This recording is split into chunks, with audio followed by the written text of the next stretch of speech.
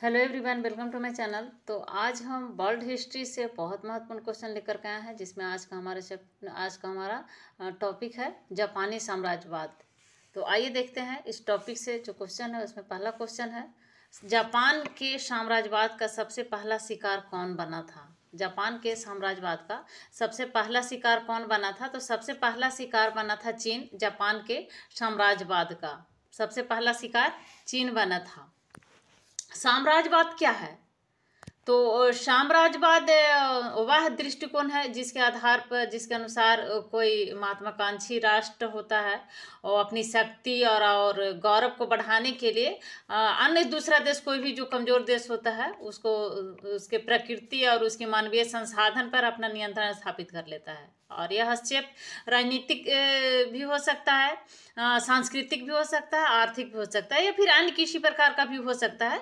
तो इसका सबसे प्रत्यक्ष रूप किसी क्षेत्र को अनेक अपने राजनीतिक अधिकार में ले लेना एवं उस क्षेत्र के निवासियों को विविध अधिकारों से वंचित करना साम्राज्यवादी नीति के अंतर्गत आता है। एक जातीय राज अपनी सीमाओं के बाहर जाकर दूसरे देश में एवं राज्यों में हस्तक्षेप करता है। जैसे हमारा देश इंग्लैंड के द्वारा हमारा इंडिया में हस्तक्षेप किया गया था, तो उसी तरह से दूसरे देशों में जाकर के वो हस्तक्षेप करता है, बाहर जाकर के दूसरे देश में और राज्यों में हस्तक्षेप करता है। तो इस तरह से इसी को साम्राज्यवाद कहते हैं। तो इसका साम्राज्यवाद, जापान का साम्राज्यवाद का सबसे पहला शिकार बना था चीन। इसका राइट आंसर हो जाएगा। नेक्स्ट क्वेश्चन है, जापान में आधुनिकीकरण की प्रक्रिया की शुरुआत किसने की थी। तो जापान में आधुनिकीकरण की प्रक्रिया की शुरुआत मुत्सुहितो ने की थी। मुत्सुहितो के द्वारा किया गया था।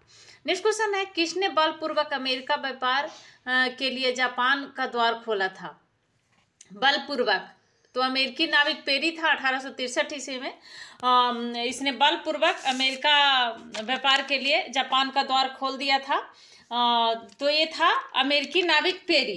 पेरी नौसेना के अधिकारी की शिक्षा में रुचि रखते थे, ये जो अमेरिकी नाविक पेरी थे जो, और एक प्रशिक्षु प्रणाली के विकास में सहायता करते थे, जिसने संयुक्त राज्य नौसेना अकादमी में पाठ्यक्रम स्थापित करने में मदद की। और स्टीम इंजन के आगमन के साथ वह अमेरिकी नौसेना के आधुनिकीकरण के एक प्रमुख अधिवक्ता बन गए और संयुक्त राज्य अमेरिका में the father of the steam navy संयुक्त राज्य अमेरिका में माने जाने लगे। तो यही थे अमेरिकी नाविक पेरी, जिन्होंने बलपूर्वक अमेरिका व्यापार के लिए जापान का द्वार खोला था। नेक्स्ट क्वेश्चन है, जापान में कब सैनिक सेवा अनिवार्य कर दी गई। तो जापान में सैनिक सेवा 1872 ईस्वी में अनिवार्य कर दी गई थी, 1872 में। नेक्स्ट क्वेश्चन है, जापान ने रूस को कब हराया था। तो 1905 ईस्वी में जापान ने रूस को हराया था। जापान रूस युद्ध हुआ था 1904-05 के बीच में हुआ था। करीब 1 साल 6 माह 4 सप्ताह चला था ये जापान रूस युद्ध, और इसमें जापान की विजय हुई थी, जिसके फलस्वरूप जापान को मंचूरिया तथा कोरिया का अधिकार मिला था। इस जीत ने विश्व के सभी प्रेक्षकों को आश्चर्यचकित कर दिया था और जापान को विश्व मंच पर ला करके खड़ा कर दिया था। तो जापान रूस को 1905 ईस्वी में हराया था। 1904 से 1905 तक ये युद्ध चला था जापान रूस के बीच में। नेक्स्ट क्वेश्चन है, पित्त आतंक के नाम से किस देश को संबोधित किया जाता है। तो जापान को बोला जाता है। पित्त आतंक के नाम से जापान को जाना जाता है। नेक्स्ट क्वेश्चन है, जापान ने राष्ट्र संघ की सदस्यता कब त्यागी थी। तो जापान ने राष्ट्र संघ की सदस्यता 20 मार्च 1933 ईस्वी को त्याग दी थी, 20 मार्च 1933 को। नेक्स्ट क्वेश्चन है, द्वितीय विश्व युद्ध के दौरान जापान ने किसका साथ दिया। तो धुरी राष्ट्र को साथ दिया था द्वितीय विश्व युद्ध के दौरान जापान में।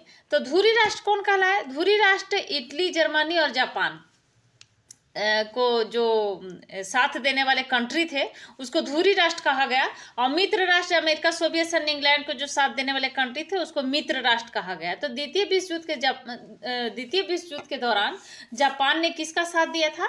तो धुरी राष्ट्र को साथ दिया था। जापान, इसमें इटली और जर्मनी भी था धुरी राष्ट्र के साथ। नेक्स्ट क्वेश्चन है, अमेरिका ने जापान पर एटम बम का इस्तेमाल कब किया था? तो अमेरिका द्वारा जापान पर दो एटम बम गिराए गए थे, और एक 6 अगस्त को और एक 9 अगस्त को। नागासाकी पर 6 अगस्त को और हिरोशिमा पर 9 अगस्त को। तो अमेरिका ने जापान पर एटम बम 6 अगस्त 1945 ईस्वी को गिराया था, और नागासाकी पर 9 अगस्त 1945 को।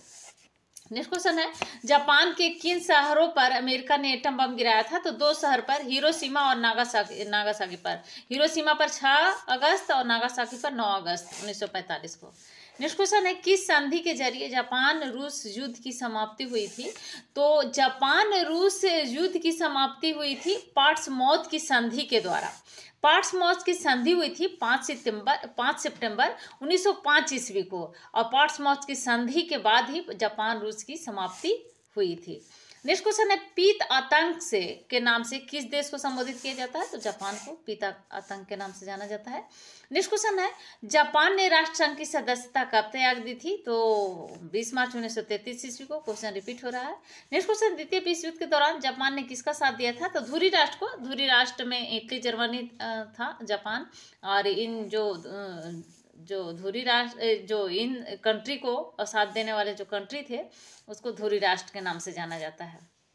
नेक्स्ट क्वेश्चन है, अमेरिका ने जापान पर एटम बम का इस्तेमाल कब किया था? तो 6 अगस्त 1945 ईस्वी को अमेरिका ने एटम बम का इस्तेमाल किया था, जापान पर गिराया था 6 अगस्त को, 9 अगस्त को 2 एटम बम गिराया था, नागासाकी और हिरोशिमा पर 1945 ईस्वी में। तो ये थे आज के हमारे इस वीडियो का बहुत महत्वपूर्ण क्वेश्चन। तो अगर अभी तक आपने इस चैनल को सब्सक्राइब नहीं किया है तो प्लीज़ इस चैनल को सब्सक्राइब करें, साथ में लाइक एंड शेयर भी जरूर करें।